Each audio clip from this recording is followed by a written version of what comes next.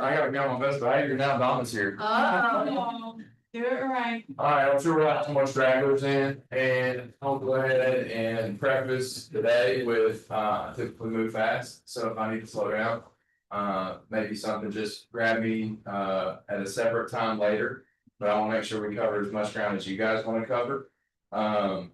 So there's really no formal outline for new construction because it's so broad that we could sit here for 4 days for 8 hours a day and not even scratch the surface.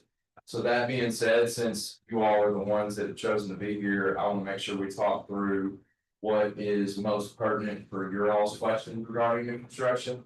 So what I'll do is let's take 5 minutes, or if it takes a little bit longer, that's fine. And let's just popcorn what questions come to mind when you think new construction.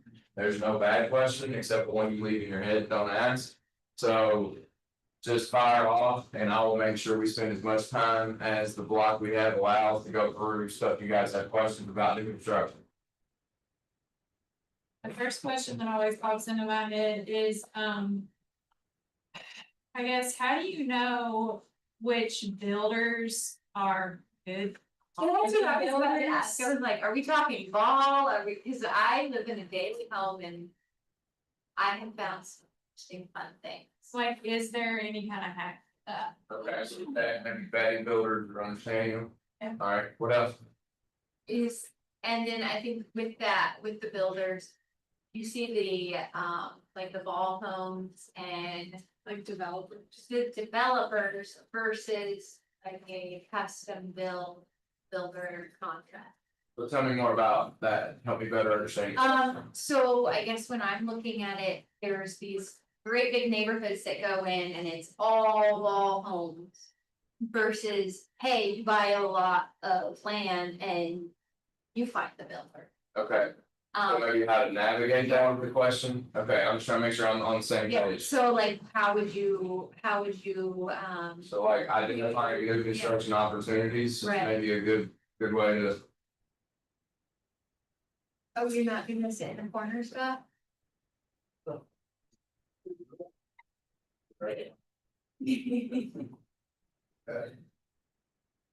You can move over here. Back, anything else? I guess just looking at, the difference between, our clients wanting new construction versus just like staying put. So maybe being able to explain the benefits or the pros and cons of new construction for somebody who may be only looking at resale. Yes, yeah, or, and then too, maybe time frames. So I've seen a lot of different time frame for when the house will be built.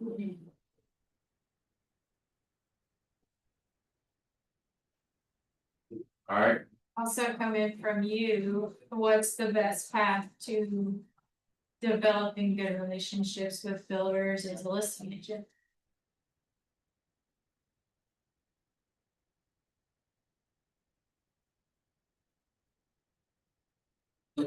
on that one, come out. Thank you, Mr. Wayne.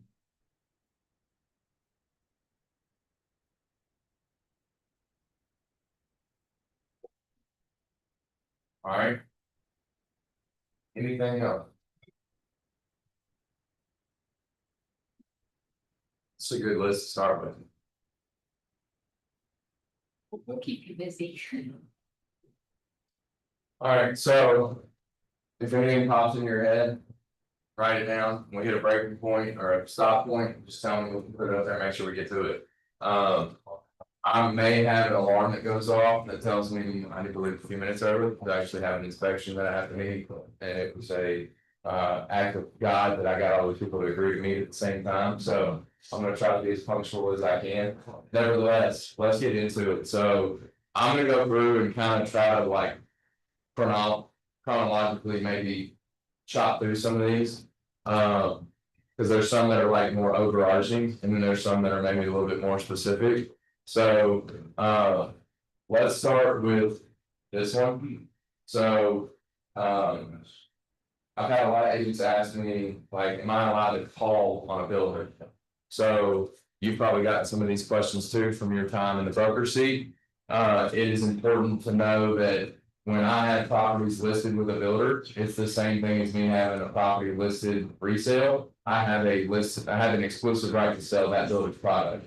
So if you want to potentially grow a relationship with that builder, you have to be cognizant of there are still agency boundaries we have to respect and adhere to, right? That doesn't mean that you can't pursue opportunity, you just can't necessarily solicit that builder's listings that are currently listed, okay? So there is a little bit of a gray area there, but you have to show respect and you have to be more strategic and tactful in how you approach that. So what that might look like is you want to get a good relationship with a builder, sell some of their house, right? And don't be the agent that they never want to see again, shadow their doorstep because you made it an absolute nightmare. I just came from a pre-drywall walkthrough where the agent walked in the door and immediately had an axe to grind. And I can promise you, if she ever wants to have a shot at selling for that builder, she will never get it because of how she behaved in front of the client and the builder and myself. So all that being said, just because the builder has been hired to build for your client, they are still a human being and they still are a potential client, right? So try to think about even if you had negative things that are going on in that transaction, because negative things happen in all transactions. Just because it's new doesn't mean it's perfect. And I'll go ahead and let everybody know, I don't care if it's a $2 million house or a $200,000 house, there is still no perfect house, right? So you have to taper expectations. That does not mean we become a doormat. That does not mean that we accept lesser than quality, and we do have to extend grace because there are still hundreds of people and hundreds of sets of hands that have to touch that in order to get it to completion. There is not going to be a perfect house. I start every new construction appointment with, we build houses, we don't build perfect houses. Because it is important that the client who's getting ready to give me money and basically get married to me for however long of a time frame I've given them, that we have to be on the same page. And there are gonna be things that if you show up on site and look at, you might freak out. Whoa, I'm gonna move into this house, there's mud everywhere, there's sawdust everywhere, there's metal and wood laying all over the place. It is under construction, right? So when you think about opportunities that come with potentially listing some builder stuff, first and foremost, go tour their houses and try to sell their houses. Because the better you know their product, then the better you have an option to sell their product to future buyers. And to your earlier question, I'm sorry, can you tell me your name one more time? Kirby. Kirby. Yes. All right, I will do my best to not forget. Your question earlier about maybe some of my clients are considering resale versus new construction. Yeah. The better you understand what options are out there, which kind of touches on identifying some of those new constructions and being able to get the pros and cons versus new. What I have found is, like most of your buyers, there's probably been some level of anxiety about pricing. Not just specific to new construction, but existing construction, being resale, right? Well, if houses are, everybody's saying, well, I'm just waiting on prices to drop. I think we can all agree that prices might be starting to level off some in resale. You know where they at level off? New construction. Why is that? It's all new. And the dirt hasn't gotten any less expensive because the dirt is not a renewable resource. So all that being said, if people are feeling the squeeze of resale prices, a lot of people that decide to build with me anyways, have come to the conclusion, if I'm going to air quotes overpay, because in their minds, they're thinking I'm overpaying, every buyer I've ever met feels some type of way about pricing, whether that's good, indifferent, bad. So they ultimately arrive at the conclusion of, if I'm going to overpay, which I despise the word, but if I'm going to overinvest in real estate, I would rather do it with something new in an area that is surrounded by new, and it has warranties, it doesn't have a bunch of miles, right? There's not a bunch of miles on the legs of the house. So that is where a lot of people will look at a strong pro in the column of new construction. So for your clients that are having a hard time finding something on the open market or something that is resale, that might be something to consider for new construction. Now, I was a part of a task force last year think it was last year, maybe went into this year, regardless, within the last 12 months. We had a task force at the MLS to try. Well, other least favorite word, try, but that's what we had to do, because get it all the way perfect. Nevertheless, try and better organize the data that is given about new construction. So for the longest time, we used to call them proposed constructions. When you see proposed constructions, it's probably gonna take 12 to 18 months to siphon out and filter out all the old input listings. But we shifted that to where when you input a new construction listing, you have to say whether it is to be built. Which I think is more clear than proposed construction, because the general consumer would see in one of my neighborhoods. I had 60 lots for sale, 10 of them were sold and under construction, I had 50 proposed construction listings. Well, I had calls every freaking day. How far out is that for completion? Well, if you go by and look at it, it is a piece of dirt. So it's pretty far out because we don't know what we're building on that yet. So what we try to do at a organizational level is make it easier to understand that there is nothing. There are no improvements on that lot that is, but we have posted a list for sale on said lot. That is a conversation starter. We can build that house, we don't have to build that house, right? So as a buyer's agent. The biggest thing I would note is before you try to schedule a showing, because now I'll be God honest proof this is a friendly circle. If you schedule a showing on one of my proposed constructions, you're not gonna get anything from me. Other than when you probably show up out there and there's a lot. I simply do not possess the bandwidth to call every agent that has not taken the time to see that it is not under construction yet. And call them and tell them it's not under construction. So as a buyer's agent, what I try to have that conversation with after the fact, hey, I understand new construction is kind of this mythical beast.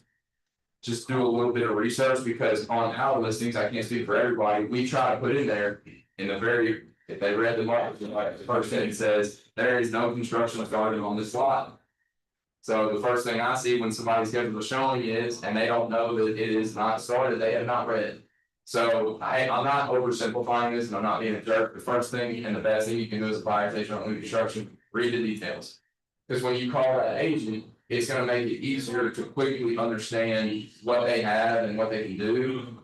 Rather than spending the first few minutes of that phone call answering questions that that listing agent has spent a lot of time already inputting on the MLS. Where at? That might have just been a little bit of a sore spot for me, but I can promise you most agents who listen to construction get plenty of those phone calls, and it's extremely aggravating to spend all the time. Any of you all who have ever input a listing know there's a lot of input that goes into that. So we try to get as much information, and I think the agents who carry a good amount of those listings also do a pretty good job of making sure there is at least enough resources on there for you to know whether or not there is a house that's been started there or not. Now, the best thing you can do, what most of these agents will appreciate, pick up the phone and call them. Hey, I see that there is a house listed on 123 Easy Street. I see that construction hasn't began. So these might be some good questions to write down just to ask that person. But do you all plan on putting a spec home on that lot? Or is it a build to suit lot? So let's understand the difference.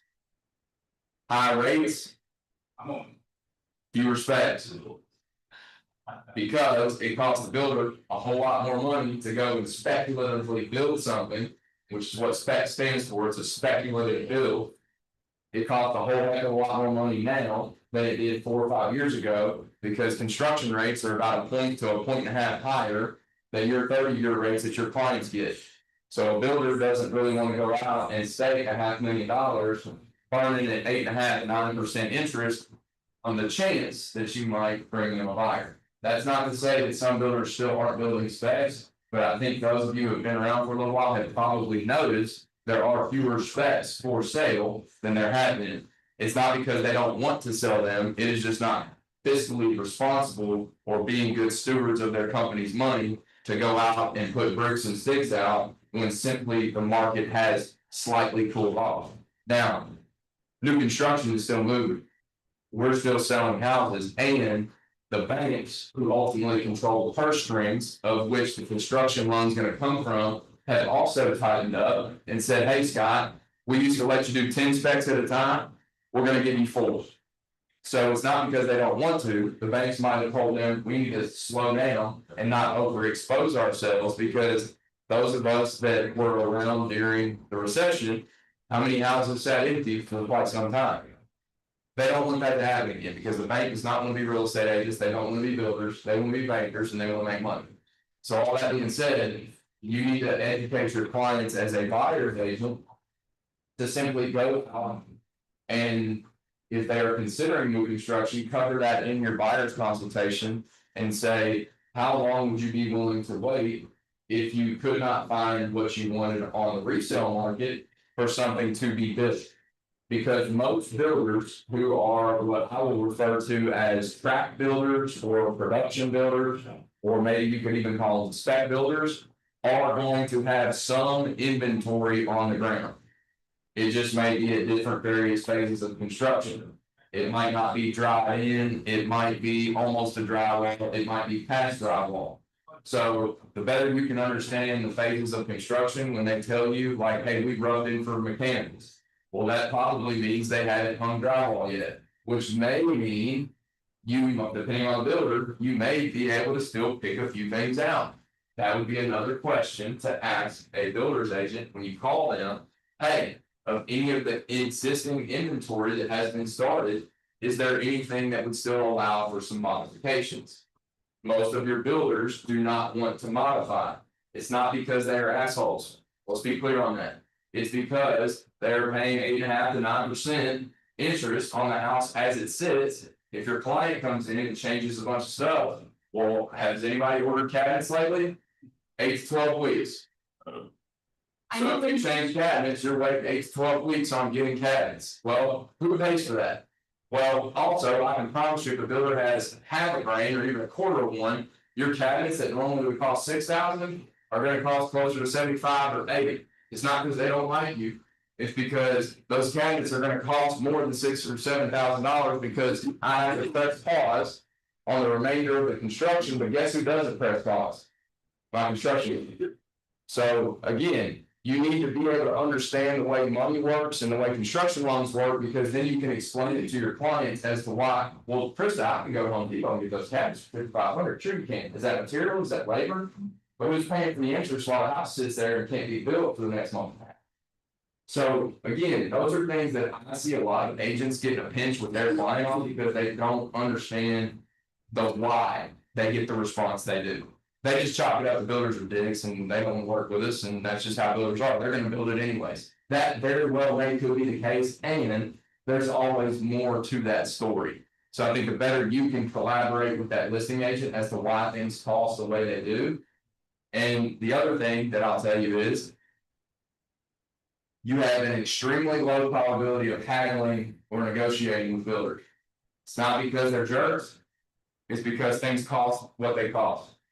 Costs more money to put gas in your car. Well, guess what it also costs? More money to put gas in the truck to get some materials to the job site. It costs more money to make the things that construct that house together.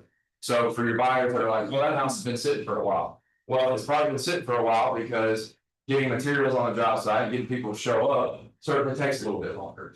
So I think it's always good to kind of, it's really hard to take your, if you've never done new construction, take your resale hat off for a second and put your new construction hat on. Hat reference for my joke I got played on me earlier. I would say just thinking about all the reasons why things are the way they are. It's not because they're rude people. It's not because they don't want to work with you. It simply is because they still have to make money the same way you still have to make money.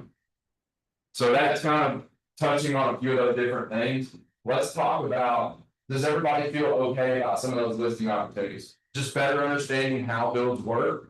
Because I can promise you, a builder, when they hire you, the reason they hired me, and this is not me bragging, this is just saying facts. They hired me because they didn't have to teach me about how they build houses. They just hired me because I can be a builder or a front person, so they don't have to talk to your customers. Builders run 1,000 miles per hour. They are wired completely different. They are typically not in the best of moods. They're typically overstressed. They're typically over-caffeinated and had too much nicotine on the day. And they simply don't want to talk to your clients because your client may ask a really silly question that would be better suited for Krista to answer, because Krista knows that, than them stop there running 1,000,000 miles per hour, because let's say right now, in one of my communities, I have 28 houses coming out of the ground. That's 28 projects at 28 different points of construction. That builder and the project manager can't mentally stop his psychosis for the day to answer a question about quartz versus granite. So therefore they hire an agent, right? And so the better chances you can give yourself to understand how they do what they do, well, then that in the builder's mind lessens the likelihood they're gonna have to stop what they're doing and answer questions about what they would assume are known things, which they're not. Like, they didn't learn that. But a lot of these guys have forgotten that they had somebody ahead of them that was like, hey, let's stop and ask me questions so you understand how this house goes together. They're just in a different place in life now, so they want the easy button, right? So back to Krista's question about finding those listing opportunities, the better I understand when houses go together, the better I understand about new construction and the process, the better I have a chance at that builder maybe picking up on the fact that, hey, that Krista girl, she sold like 4 or 5 of our houses this year. And you know what? Every time we had a walkthrough, her clients weren't over 7 and she had a grip on them. Shit, I might need to call Krista, because she understands how we build, we get along, she keeps her clients at bay. And when I say that, guys, I'm not saying that you're like not working for your client, but there are certain things that we all know that our clients will say or do in regular transactions, where if you had the chance to have a conversation with them before, they probably don't say it the way they say it, or they don't act the way maybe they initially wanted to, because you can put some parameters and context to the situation before they fly off the rails. Because at the end of the day, we all know the only reason we all have a job, right? Buyers and sellers can't do this by themselves, so therefore they need a professional to be in the middle and keep them from killing each other. That's the whole reason we have a profession, right? Like, that's like boiled down very simply, but that is quite true. Like, if builders could sell to buyers, then why would they hire agents? So we do serve a very functional and fiduciary role in that, but there are things that you will have to come to understand as you do some of these new constructions, that in just like in resale, everybody, it's all give and take, right? There's always concessions that have to be made. Most of the time, it's gonna be on the consumer having to augment their version of what reality is, that they're, again, like I said at the very beginning, there is no perfect house, right? And based on the caliber of builder, the systems they have in place, and the expectations that are outlined up front, that determines the deliverable that your customer gets at the end. And just an anecdote as a buyer's agent, the more of an asshole your buyers are, the less the builder is gonna work to try to make them happy, because at the end of the day, you come in barking like the lady did today at the walkthrough I talked about. And then you come back in 2 months and you're asking a favor, like, hey, can we put our pod in the driveway 3 days before closing? What do you think the answer is gonna be? It's not because we don't like you, but you made my life hard for 12 months, and now you want me to extend a favor that does come with risk to me, because guess what? Who still owns that property when you put your pod on it? The builder. Or somebody breaks into that pod, who's liable? Track the driveway.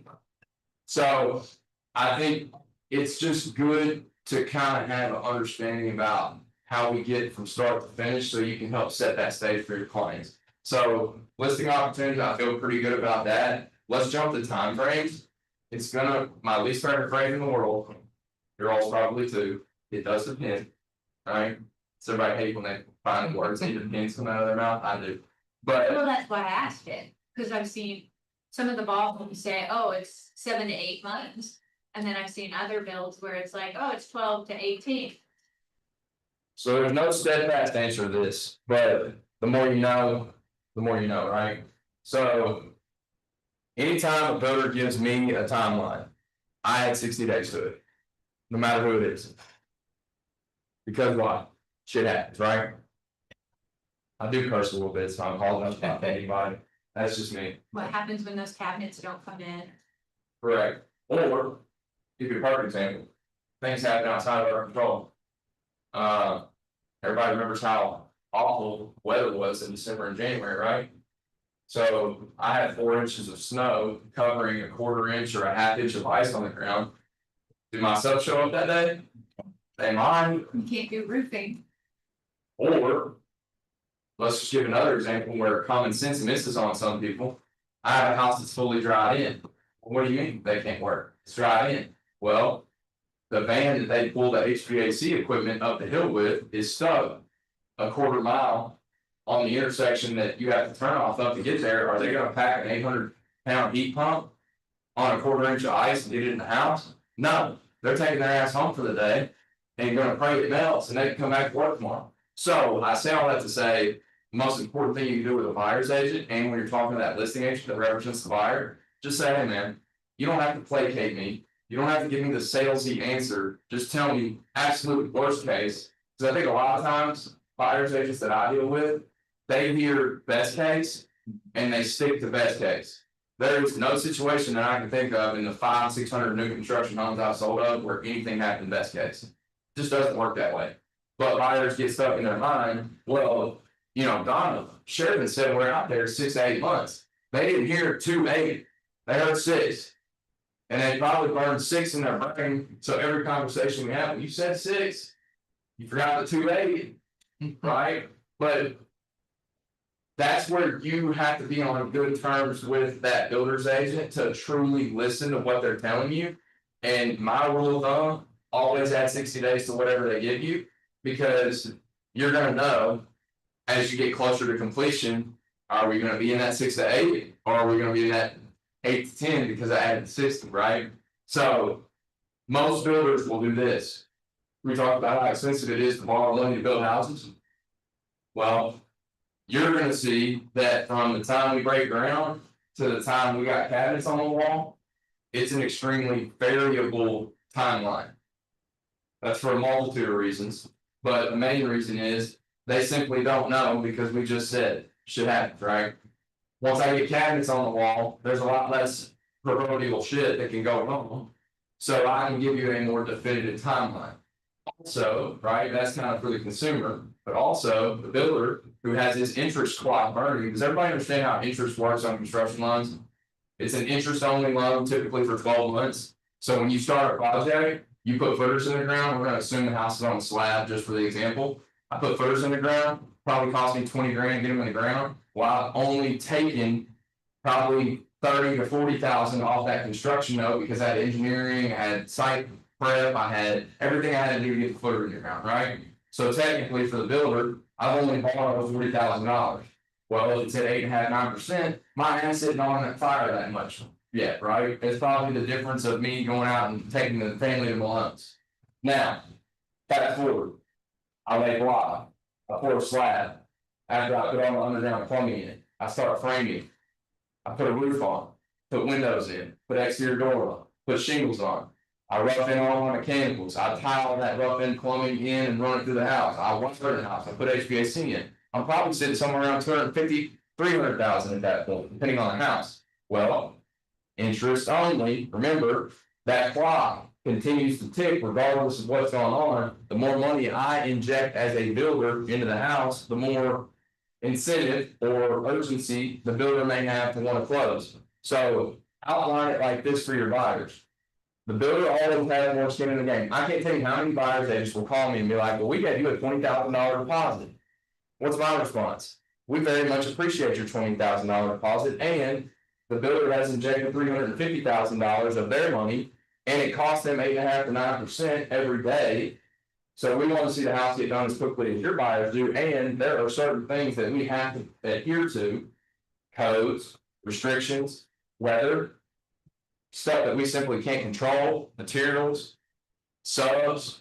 So as long as your buyers understand that things do go wrong, maybe a more PC way of saying shit happens, things do go wrong and time does show up. Everybody wants the same thing. The builder's in it for way more money than your buyer is. They also want it done. So I promise you, there's no builder on planet Earth that doesn't want their money back out as bad as your folks want to move in. So I think if you program your brain, because how many times have you all seen as agents, your clients take on the attitude and persona that you have?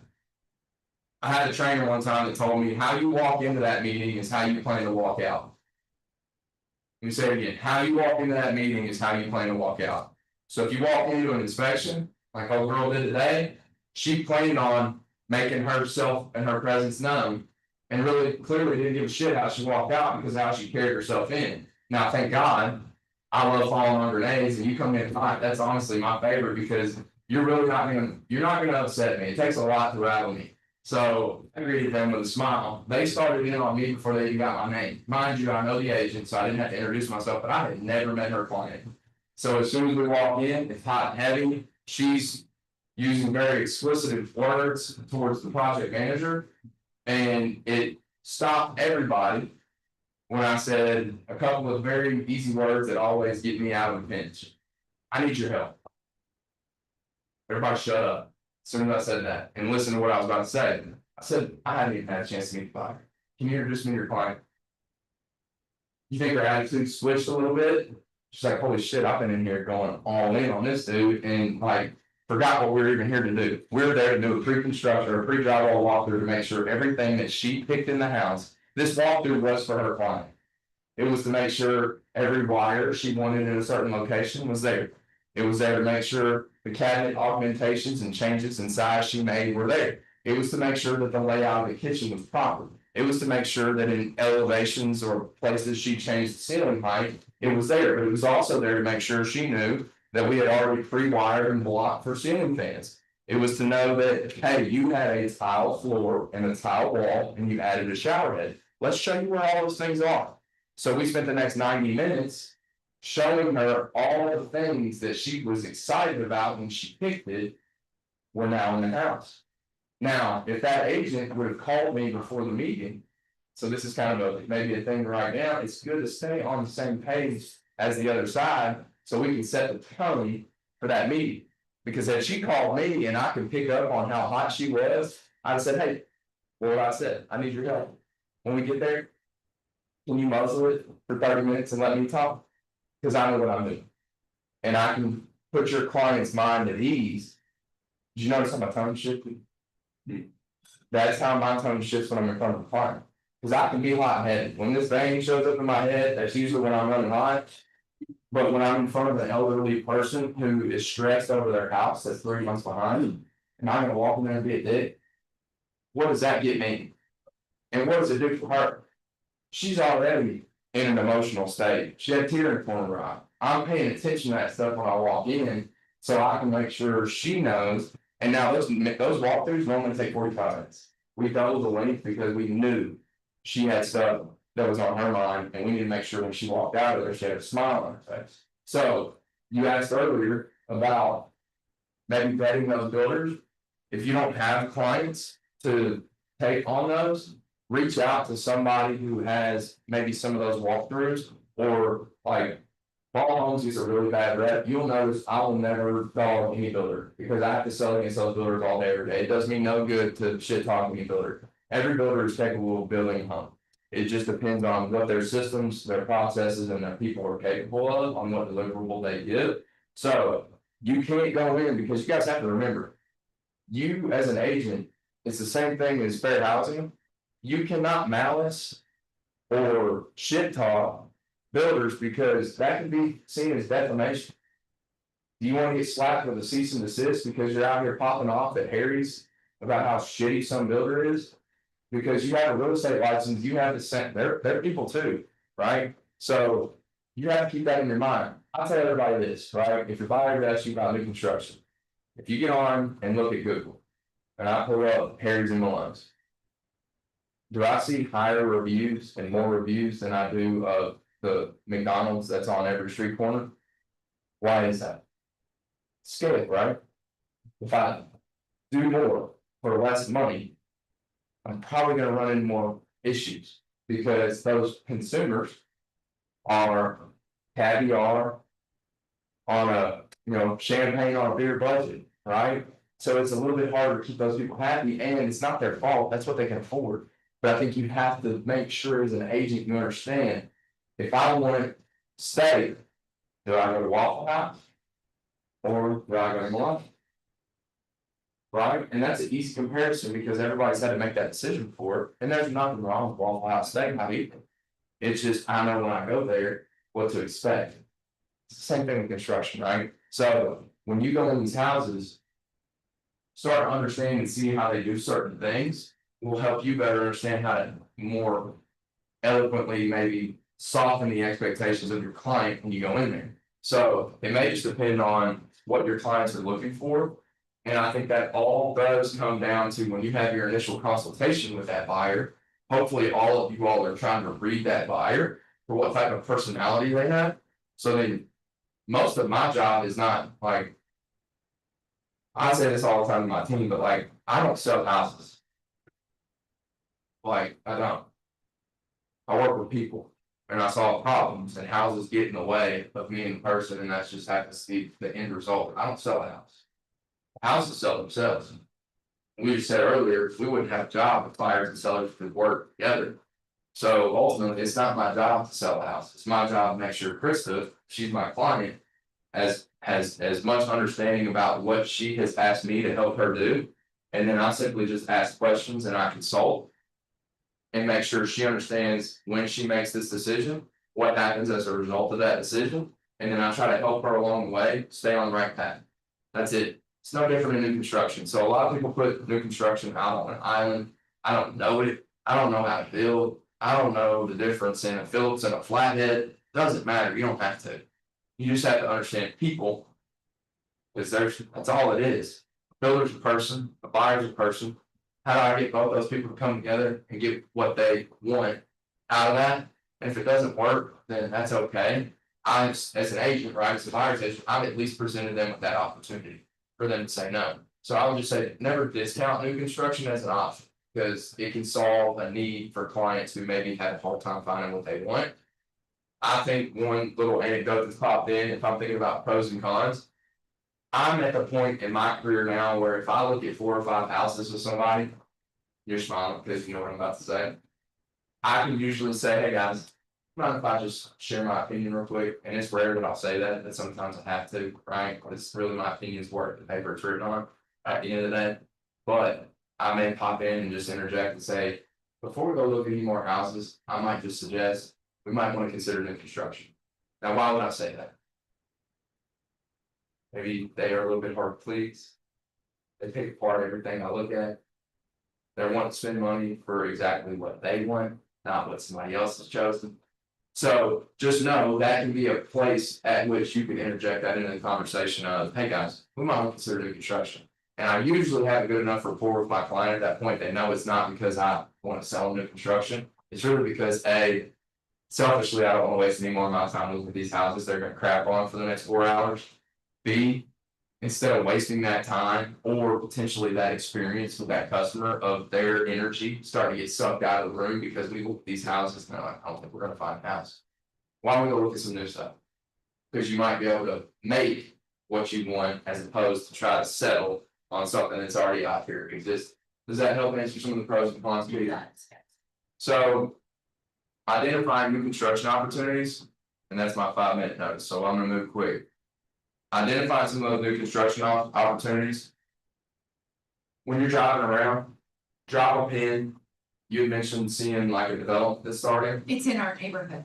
So you drive out, like if I drove through Winchester, I'd probably see 20 of them. I drive through Georgetown, I see 20 of them. If you have thoughts about what they are, just stop in, drop a pin, and do some very easy research. You can pull a PPA and see who owns that. Ours is bald. It's probably separate, right? Sometimes there's a developer, sometimes the builder is also the developer. So the better you just see something that's coming up, you all drive around all the time anyways, right? Showing property. So my people laugh at me all the time, but my clients will now just ask me, it's not because I do new construction, it probably helps because I pay more attention to it, right? It's like when you buy a white car, like you probably see 100 of those white Lexuses you've had forever, right? Because you're driving it every day. Yeah. So it's no different for me. Like when I do new construction, I just happen to notice, oh, that's a new development.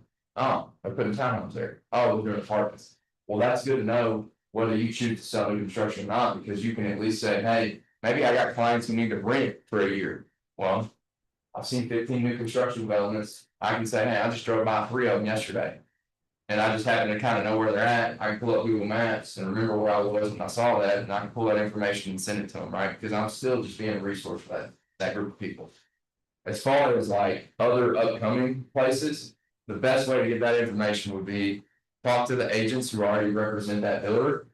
Question that I've had to ask in the last 24 hours is, hey, I've got a certain plane that my clients want built on a certain lot. I've come to understand that that house will not fit on any of the remaining lots that you all have in that subdivision. Do you all have any upcoming phases that have not started yet? Because it usually takes a year to 18 months to drop a phase in a neighborhood. We got to cut all the municipalities in it. We got to get all the engineering right. We have to grade it. Then we can pour a curb. So year to 18 months before I can even drop footers in the ground, but I promise you, somebody at the builder's office, who the salesperson who represents the builder will know, well, sure, Krista, we've got 40 lots we're getting ready to open up in the spring of 2026, and I can go ahead and look because they've already had a preliminary plat established for how big those lots are, and where the easements and the setbacks and the pipe and all the conduit, where everything is, that is established. Now, it's not to say that that can't change, right? Sometimes they get rock, sometimes they maybe need to squeeze a lot down so they can get an easement moved from this lot to that lot. So there can be some variability, but reasonably speaking, a year to 18 months out from houses being erected out of the ground, everybody knows how big those lots are. So if you can't find what you want in that neighborhood, I can call that person and say, hey, I'm looking for a Fairhaven on a lot that will fit it. Do you have anything in that next phase? Well, guess what? Promise you builders want to sell houses. They'll probably let you put a hold on one of those lots ahead of time. Well, how much of a hero do you look like to your clients if you found a lot that's not even on the market yet that can fit a house that they said they want? Right? So you have to be resourceful, I guess, to the extent that it's not always going to be, there's not going to be an easy button to find a lot or a house. I wish there was. If I had more time in the day, I could build out a website, a platform for the MLS that would do it. I simply just don't possess the time because I have a vision for what it should look like. Nevertheless, you know what works? Pick this baby up and call it, right? So just let me know if you have anything that's coming up that would fit this kind of lot, or if you have any new developments. And could you send me some information on that? Because they're already building out all their marketing plans. They're building out their price ranges for that neighborhood because for the same reason we talked about earlier, how expensive it is to build those houses, builders are extremely impatient. When they get permission to green light and start building, they want all that listed. They want all those plans that they know will fit in that neighborhood. They already have their budgets established. They already know the standard features that can go on those plans, because when they get the green light from the city, guess what? They start spending money and they want to sell stuff to make their money back. So I say all that to say, if you're looking for new construction opportunities, find where stuff is getting ready to go, call those agents and say, I don't have anybody right at this moment, but I've had people ask me about what's coming out there on 27 or whatever road you're looking at. Can you share with me at least the preliminary stuff you have? So if I run across anybody, I can put it in front of them. And when do you guys think you're going to open up those lots? So then at least, right, it's like the number one thing we talk about on our team is sometimes people don't know what to say to their clients if they're kind of in that purgatory phase of like they've raised their hand, I want to buy something, but can't find it. Sometimes you're looking for a reason to reach out. Well, how nice is it? They did a study, I don't know, it's 2 or 3 years ago. They polled all these people. What do you want from your agent as a consumer? You know what the number one answer was? They got the most response, piece of property. So people try to come up with these big Shakespearean texts and things to send. What can I be witty about and get them to respond? At the end of the day, people don't give a shit. Tell me what I called you originally about property. Send me a house. Even if you know the house isn't a fit, hey, Kirby, I thought this was a great house. And I know I don't have everything. Can you give me some feedback?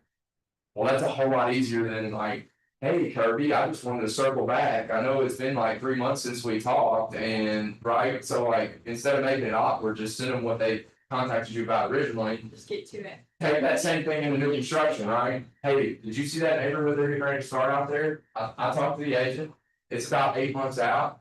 I know that's not inside your all's timeline. And if we're able to find a house that maybe was suitable, would you consider getting some more information on that? They may say, oh no, guess what? I really don't care, because I just bridged that gap because you've maybe started to drift away from me to the client, and I've at least pulled you back in at arm's length, so you know I hadn't just done what they think most agents do, which is stuff you wanna search and never talk to you again until you text me about a property you found on Zillow, because you didn't even look at my search.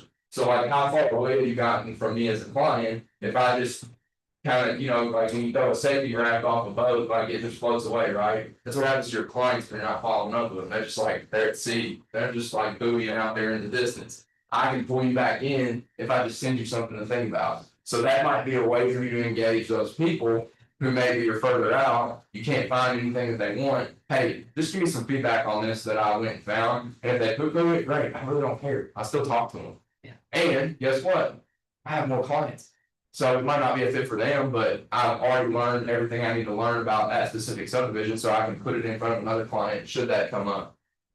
Alright, is this helpful? Yeah. You guys wanna do another one of these? Yes. That sound okay?